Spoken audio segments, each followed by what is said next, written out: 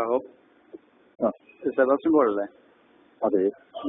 എൻ്റെ പേര് സുജിത്ത് എന്നാണ്. ഞാൻ ജന്മഭൂമിയുടെ കൊച്ചി ലേഖകനാണ്. പേരെന്താണ്? സുജിത്ത് എന്നാണ്. സുജിത്ത്. ഞാനിന്ന് മാധ്യമത്തിലെ ലേഖനം വായിച്ചു. അപ്പൊ സ്വാഭാവികമായിട്ടും തോന്നി ഒന്ന് രണ്ട് സംശയങ്ങളൊന്നും ചോദിക്കാതെ വെച്ചിട്ടാ. അതിലൊരു സെന്റൻസ് പറയുന്നുണ്ട്, അതായത് ഈ വിഷയത്തിൽ മാതൃഭൂമി ചെയ്തത് തെറ്റ് എന്നാണ് ആ ലേഖനം വായിക്കുമ്പോൾ തോന്നിയിട്ടുള്ളത്. അതെ. അതായത് പ്രവാചകൻ എന്ന് പറയുന്ന ഒരാളെ അല്ല, പിന്നെ പ്രവാചകൻ എന്ന് പറയുന്ന ഒരാളെ ആ ഒരു കൺസെപ്റ്റിനെ ശരിയോ തെറ്റോ നോക്കി വിമർശിക്കരുത്. അതാണ് അതിൽ പറഞ്ഞ സെന്റൻസ്. ആവിഷ്കാര സ്വാതന്ത്ര്യം എന്നുള്ളത് ഏതെങ്കിലും ഒരു വിശ്വാസത്തെ അവഹേളിക്കാനുള്ളതല്ല, വിശ്വാസത്തെ വ്രണപ്പെടുത്താനുള്ളതല്ല. പക്ഷെ ഇതേ സാധനം ഈ നബിയുടെ കാര്യം വരുമ്പോൾ, അല്ലെ പ്രവാചകന്റെ കാര്യം വരുമ്പോൾ നിങ്ങളങ്ങനെ പറയുന്നത് ഞാൻ അംഗീകരിക്കുന്നു. ഒരാളുടെ മതവിശ്വാസത്തെ വ്രണപ്പെടുത്തണമെന്ന് എനിക്ക് ആഗ്രഹമില്ല. പക്ഷെ ഈ പെരുമാൾ മുരുകന്റെ കാര്യം വരുമ്പോൾ, എം എം ഹുസൈന്റെ കാര്യം വരുമ്പോൾ, അല്ലെ മാതൃഭൂമിയിൽ തന്നെ എഴുതി എം എം ബഷീറിന്റെ രാമായണത്തെ കുറിച്ച് പറയുമ്പോൾ ഈ സാധനം വരുന്നില്ല. നിഷ്പക്ഷരായിട്ടുള്ള നിങ്ങൾ ഈ സാധനം പറയുന്നില്ല. അതെന്തുകൊണ്ട് അങ്ങനെ? അതായത് ഈ പ്രവാചക നിന്ദ മാത്രമല്ലല്ലോ, ഇപ്പൊ മുസ്ലിംസിന് മാത്രമല്ലല്ലോ വിശ്വാസമുള്ളത്.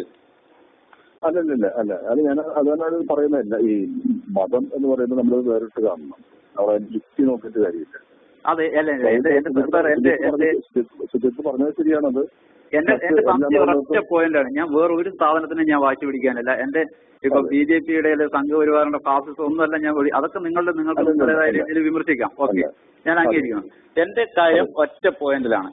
ആവിഷ്കാര സ്വാതന്ത്ര്യം ഹിന്ദു വിശ്വാസത്തിനെ അപമാനിക്കുമ്പോൾ, അല്ലെങ്കിൽ ഹിന്ദു വിശ്വാസത്തിന്റെ കാര്യം വരുമ്പോൾ അത് ആവിഷ്കാര സ്വാതന്ത്ര്യം, ഇസ്ലാമിന്റെ കാര്യം വരുമ്പോൾ അത് മതവിശ്വാസമായിട്ട് നിങ്ങൾക്കുള്ള നിഷ്പക്ഷത എങ്ങനെ പറയുന്നു എന്നുള്ളതാണ് എന്റെ പ്രശ്നം. അല്ല, അത് ശരിയാണത്. ഞാൻ പറഞ്ഞത് ഇസ്ലാമിന് മാത്രമല്ല എല്ലാവർക്കും. അത് സാറ് പറയുന്നത് യാതൊരു വാക്കുമില്ല. കാരണം എം എം ഹുസൈന്റെ കാര്യത്തിൽ സംഘപരിവാറിനെ ഏറ്റവും കൂടുതൽ ചീത്ത വിളിച്ചിട്ടുള്ള ഒരാളാണ് നിങ്ങൾ.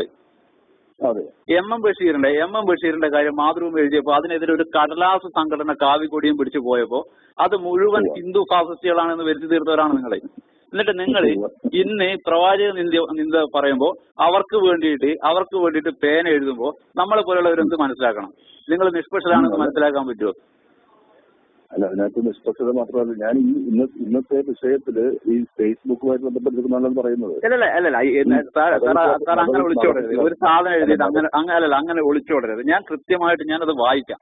എന്റെ ഞാൻ കൃത്യമായിട്ട് അത് ഫേസ്ബുക്കിൽ പ്രസിദ്ധീകരിച്ചതിന്റെ പേരിലാണെങ്കിൽ ഈ ചില സെന്റൻസുകൾ അതിൽ വേണ്ട. ഞാൻ വായിക്കാം, സാറ് കേട്ടോളൂ. ആവിഷ്കാര സ്വാതന്ത്ര്യത്തിന്റെ പേരിൽ ആരുടെയും വികാരങ്ങളെ വ്രണപ്പെടുത്തരുത്. Point first. ആവിഷ്കാര സ്വാതന്ത്ര്യം എനിക്ക് വിയോജിപ്പില്ല. പക്ഷെ എനിക്ക് മനസ്സിലാവാത്ത വേറൊരു സാധനമാണ്. ഞാൻ പറയുന്നത് വേറൊരു സംഭവമാണ്.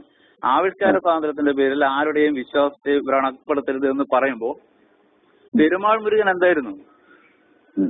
പെരുമാൾ മുരുകൻ വിശ്വാസങ്ങളെ വ്രണപ്പെടുത്തി. എന്നിട്ട് അദ്ദേഹത്തിനെതിരെ, പെരുമാൾ മുരുകനെതിരെ ഒരു പ്രതിഷേധം ഉയർന്നപ്പോ അത് സംഘപരിവാറല്ല, ഞാൻ ഇപ്പോഴും പറയുന്നു, RSS അല്ല അത് ചെയ്തത്. അവിടെയുള്ള ആ വിഭാഗത്തിൽപ്പെടുന്നവർ ഒരു പ്രതിഷേധം ഉയർത്തിയപ്പോ ആ പുസ്തകം കേരളത്തിൽ അങ്ങോളം ഇങ്ങോളം നിങ്ങൾ വായിച്ചു. ഇവിടെ ബിനാലെ ഫൗണ്ടേഷന്റെ ആൾക്കാർ വായിച്ചു, പല മതേതരനും വായിച്ചു. അപ്പൊ നിങ്ങൾക്ക് ഈ ആവിഷ്കാര സ്വാതന്ത്ര്യത്തിനെ വ്രണപ്പെടുത്തുന്ന പ്രശ്നമൊന്നും വന്നില്ല. ഒന്ന്. രണ്ടാമത്തത്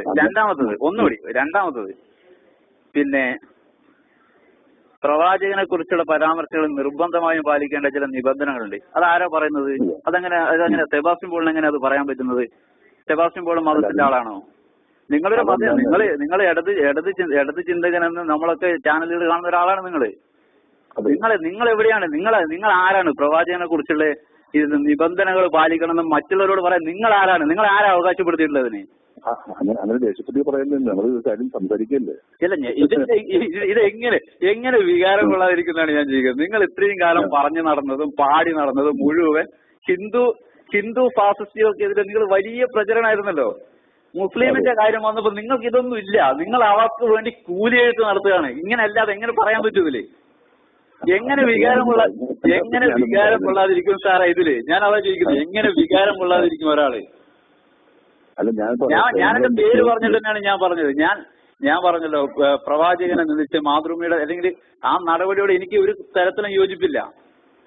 പക്ഷേ ഞാനൊരു കാര്യം പറയട്ടെ. ഈ പ്രവാചകന്റെ കാര്യം പറയുന്നത് മുസ്ലിങ്ങളെ പോലെ ഈ വിഷയത്തിൽ ഇത്രയും ഒരു ശാന്തമായ ഒരു സെൻസിറ്റിവിറ്റി ഉള്ള ഒരു വിഭാഗം അറിയില്ല. ഹിന്ദുക്കൾക്കതില്ലല്ലോ. അതായത് സാറ് പറയുന്നതനുസരിച്ച് ഹിന്ദുക്കള് സെൻസിറ്റീവായിട്ട് പ്രതികരിക്കണം, ഹിന്ദുക്കള് കൈവെട്ടണം. അങ്ങനെയാണെങ്കിൽ ഞാൻ നാളെ മുതൽ ഈ ഹിന്ദു ദൈവങ്ങളെ വിശ്വാസങ്ങളെ ഇത് പിന്നെ വ്രണപ്പെടുത്തുമ്പോൾ ഞാൻ നാളെ മുതൽ എഴുതിക്കൊള്ളാന്നാണ്.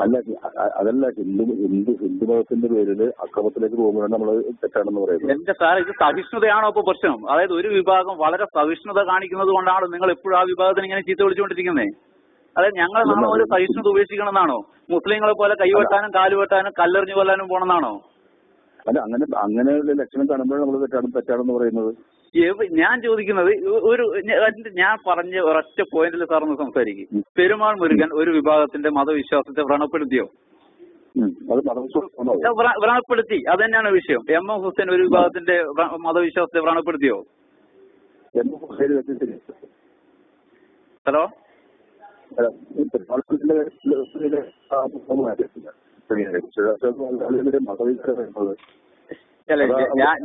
സാർ അതും ഇതും പറയുന്നത് ഞാൻ പറഞ്ഞ കൃത്യമായ പോയിന്റാണ്. എം എം ഹുസൈൻ ഒരു വിഭാഗത്തിന്റെ, സാറിന്റെ വിഷയം ഇപ്പോ പിന്നെ മുസ്ലിം വിഭാഗത്തിലെ ആരാധനായിട്ട് കാണുന്ന മുഹമ്മദ് നബീനെ അപമാനിച്ചെന്നുള്ളതാണ് വിഷയം. സരസ്വതി ദേവി നബിയുടെ ചിത്രീകരണം പാടില്ലെന്ന് അവർ പറയുന്നു. നമ്മളത് അംഗീകരിച്ചു കൊടുക്കണ്ടേ? അപ്പൊ ഞാനൊന്ന് ചോദിച്ചോട്ടെ, സരസ്വതി ദേവി പിന്നെ വിവസ്ത്രയായിട്ട് കാണരുത് എന്ന് ഒരു വിഭാഗം ആഗ്രഹിക്കുന്നു, അവരങ്ങനെ കാണുന്നില്ല. അപ്പൊ അങ്ങനെയാണെങ്കിൽ എന്തുകൊണ്ടാണ് എം എം ഹുസൈന് നേരെ നടന്ന അക്രമങ്ങൾ അല്ലെങ്കിൽ പ്രതിഷേധങ്ങളെ നിങ്ങൾ ഫാസിസ്റ്റുകളാക്കി ചിത്രീകരിച്ചു? അന്ന് എന്തുകൊണ്ട് എം എം ഹുസൈനെതിരെ നടക്കുന്ന അക്രമങ്ങള്, അതിക്രമങ്ങള്, പ്രതിഷേധങ്ങള് ഒക്കെ മതസ്വാതന്ത്ര്യത്തിന്റെ ഭാഗമാണ് നിങ്ങൾ എന്തുകൊണ്ട് അന്ന് പറഞ്ഞില്ല? ഇന്നും നിങ്ങൾ അതിൽ RSSനെ തെറിവിളിക്കുന്നുണ്ടല്ലോ. പെരുമാൾ മുരുകന്റെ കാര്യത്തിൽ വരുന്ന പ്രതിഷേധം ശരിയാണെന്ന് പറഞ്ഞ നാളെ ഒരു ലേഖനം എഴുതാൻ പറ്റുമോ? ജന്മഭൂമി കൊടുക്കും, എഴുതാൻ പറ്റുമോ? അത് ഇല്ലല്ല, നിങ്ങൾക്ക് പറ്റില്ല സാറേ. നിങ്ങൾക്ക് മതേതരത്വം പറഞ്ഞ് നിങ്ങൾക്ക് കുറച്ച് വിഭാഗത്തിനെ പ്രീതിപ്പെടുത്താനോ ഒക്കെ പറ്റൂ. അതാണ് വാസ്തവം. നിങ്ങൾക്ക് ഹിന്ദു വിശ്വാസത്തെ തെറിവിളിക്കാം, കാരണം ഞങ്ങൾ കൈവെട്ടാൻ പോവില്ല. സാറിന് ധൈര്യത്തിൽ നാളെ എഴുതാൻ പറ്റും. പ്രവാചകനെ കുറിച്ച് പറഞ്ഞാൽ കൈവെട്ടും, നാളെ എഴുതാൻ പറ്റില്ല. ആ പേടിയുണ്ടെങ്കിൽ നല്ലത്, ഓക്കെ. അപ്പൊ അത് അംഗീകരിക്കുന്നതാണോ? എന്തൊരു ദയനീയ അവസ്ഥയാണ് സാർ ഇതൊക്കെ.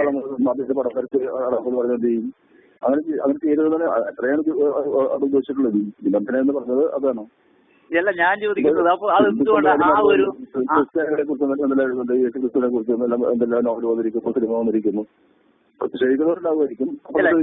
അല്ല അങ്ങനെയാണ് ഞാൻ ചോദിക്കുന്നത്, എന്തുകൊണ്ട് ഇപ്പുറത്തുള്ളവർക്ക് നിങ്ങൾ ആ സ്വാതന്ത്ര്യം കൊടുക്കുന്നില്ല? അല്ല, തീർച്ചയായിട്ടും കൊടുക്കുന്നില്ല. ഞാൻ അതിന്റെ ഉദാഹരണം പറയാം. എം എം ഹുസൈനെതിരെ നടന്ന പ്രതിഷേധങ്ങൾ എങ്ങനെയാണ് നിങ്ങളെ പോലുള്ള ഇടത് മതേതരന്മാർ വിലയിരുത്തിയത്? അത് ഫാസിസ്റ്റ് ആക്രമണമായിട്ടാണ് നിങ്ങൾ വിലയിരുത്തിയത്, അത് വർഗീയ ആക്രമണമായിട്ടാണ് നിങ്ങൾ വിലയിരുത്തിയത്. എന്തുകൊണ്ട് മുഹമ്മദ് നബിക്കെതിരെ നടന്ന ചില പരാമർശങ്ങളിൽ മാതൃഭൂമി മാപ്പ് പറയേണ്ട സാഹചര്യം ഉണ്ടാകുന്നതിനെ നിങ്ങൾ മതസ്വാതന്ത്ര്യമായിട്ട്, ഒന്ന് മതസ്വാതന്ത്ര്യം മറ്റത് വർഗീയതയായിട്ട് എങ്ങനെയാണ് നിങ്ങൾ കാണുന്നത്? ഇതിലെന്തോന്ന് ആലോചിക്കാൻ സാറേ? നിങ്ങൾ എഴുതുമ്പോൾ നിങ്ങൾ ഒരു പത്രത്തിൽ എനിക്കുള്ള വിയോജിപ്പിക്കാൻ പറയാം. ഒരു പത്രത്തിൽ ഒരു ലേഖനം അച്ചടിച്ച് വരാൻ താങ്കളെ പോലുള്ള ഒരാൾക്കാർ ഇത്രയും അതപ്പത് ചെയ്യുന്നതിൽ ചില വിഷമമുണ്ട്, അത്രേ ഉള്ളൂ. അത് നിങ്ങൾക്ക് എന്റെ പേര് പറഞ്ഞിട്ടാണ് ഞാൻ സംസാരിക്കുന്നത്. അല്ലല്ല, ഞാൻ ജേർണലിസം പഠിക്കുന്ന കാലം മുതൽ അല്ലെങ്കിൽ അതിനു മുമ്പ് പത്രം വായിക്കുന്ന കാലം മുതൽ കണ്ടു പരിചയമുള്ള ഒരു പേരാണ് സെബാസ്റ്റ്യൻ പോളി. അങ്ങനെയുള്ള ഒരാള് ഒരു പത്രത്തിന്റെ ഒരു എഡിറ്റ് പേജിൽ ഒരു ലേഖനം വരണം എന്നുള്ള ഘട്ടത്തിൽ, അല്ലെങ്കിൽ എന്റെ ലേഖനം വന്നിട്ട് അല്ലെങ്കിൽ ഒരുപക്ഷെ സാറിന് നാളെ മത്സരിക്കണമെന്ന് താല്പര്യം ഉണ്ടാവാം, അത് പരസ്യമായിട്ട് പറഞ്ഞിട്ട് ഈ രണ്ട് കാര്യത്തിന് വേണ്ടിയിട്ട് ഇത്രയും എന്താ പറയണ്ടേ ഒരു തരംതാണ രീതിയിൽ ചിന്തിക്കുക എഴുതാനും തുടങ്ങി എന്നുള്ളത് എന്നെ പോലുള്ള ആൾക്കാർക്ക് വേദന ഉണ്ടാക്കുന്ന കാര്യമാണ്. അതൊന്ന് അറിയിക്കാൻ വേണ്ടി വിളിച്ചു. എന്തായാലും ഞാൻ പറഞ്ഞത് ശരിയാണെന്ന് സാർ സമ്മതിച്ച സ്ഥിതിക്ക് സാർ അതിനെക്കുറിച്ച് സാർ ഇതൊക്കെ ഉൾക്കൊണ്ട് ഇതൊക്കെ ആലോചിച്ച് എനിക്ക് ഹിന്ദു വിഭാഗങ്ങൾ ഇതുപോലെ കൈവെട്ടാത്തത് കൊണ്ടാണ് ഞങ്ങൾ അവരത്രത്തോളം തെറി വിളിക്കുന്നത് എന്നൊക്കെ ആലോചിച്ച് സാർ വീണ്ടും ഒരു ലേഖനം എഴുതാൻ വലിയ താല്പര്യമുണ്ടെങ്കിൽ വീണ്ടും വിളിച്ചാൽ മതി. ജന്മഭൂമിയിൽ നമുക്ക് അത് കൊടുക്കാം. ശരി.